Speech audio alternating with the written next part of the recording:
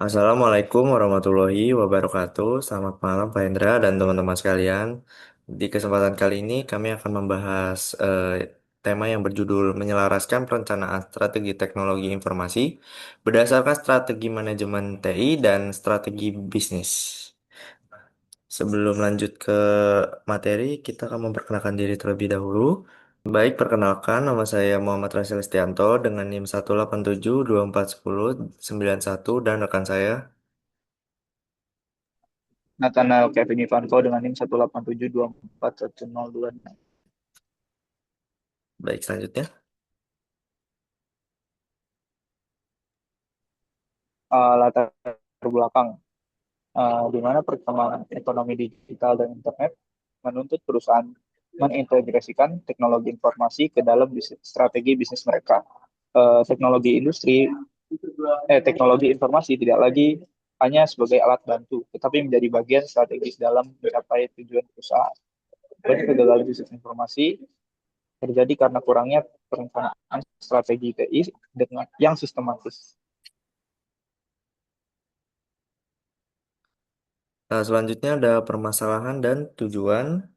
Jadi yang pertama ada kesenjangan antara strategi bisnis dan implementasi teknologi informasi. Yang kedua ada perencanaan TI sering dilakukan tanpa memperhatikan strategi inti perusahaan. Selanjutnya ada di tujuan penelitian, menyelaraskan strategi TI dengan strategi bisnis, memberikan model dan proses perencanaan strategis TI yang sistematis dan berbasis manajemen.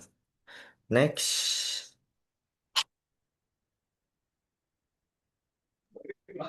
Lalu ada konsep kunci, di mana teknologi informasi adalah kumpulan kebijakan, prioritas, dan arahan yang mengatur pemanfaatan teknologi informasi dalam organisasi. Perencanaan strategis teknologi industri merupakan langkah-langkah implementatif yang untuk mewujudkan strategi teknologi informasi. Lalu ada strategic alignment, yaitu keselarasan antara teknologi informasi dan strategi bisnis agar saling mendukung. Lalu selanjutnya ada model strategic alignment atau biasa disebut SAM.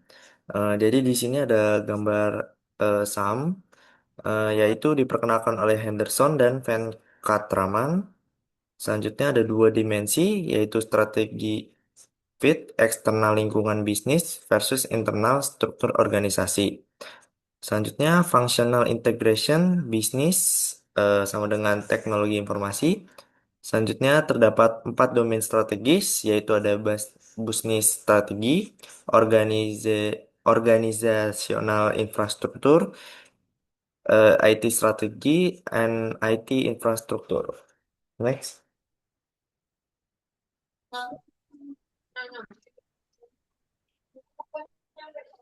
Lalu ada proses perencanaan strategi teknologi informasi.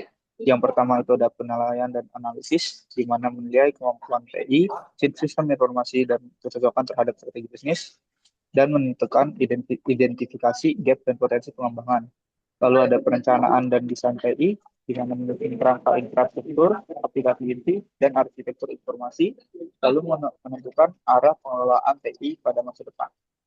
Yang terakhir ada implementasi strategi TI, di mana menentukan proyek prioritas dan menyusun jadwal, anggaran, dan indikator keberhasilan. Selanjutnya ada fase penyelenggaraan strategi TI.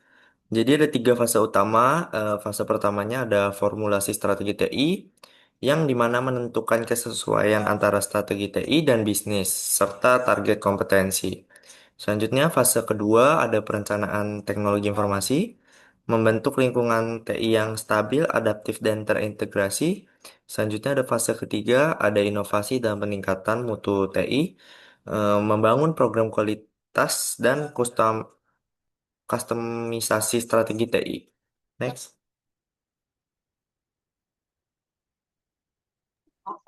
Lalu ada manfaat perencanaan strategis teknologi informasi. Yang pertama adalah meningkatkan kesesuaian antara kebutuhan bisnis dan kapabilitas TI, lalu menghindari investasi TI yang tidak produktif. Selanjutnya ada memudahkan koordinasi dan konsensus antara manajemen dan departemen TI. Lalu ada meningkatkan ROI, dari proyek TI dan mengurangi risiko. Dan yang terakhir, menjadi dasar pengambilan keputusan dan menentukan arah jangka panjang. Lalu selanjutnya ada kesimpulan. Jadi kesimpulan kami, perencanaan strategis TI yang terintegrasi dengan strategi bisnis sangat penting untuk kesuksesan jangka panjang. Nah, teknologi informasi juga bukan hanya bagian teknis, tapi merupakan bagian dari keputusan manajerial strategis. Nah, dengan penyelesaian yang baik, perusahaan dapat meningkatkan daya saing, mengoptimalkan sumber daya, serta mencapai tujuan bisnis secara efisien dan efektif. Lalu selanjutnya ada daftar pustaka. Jadi ini referensi yang kami gunakan untuk membuat PPT kami.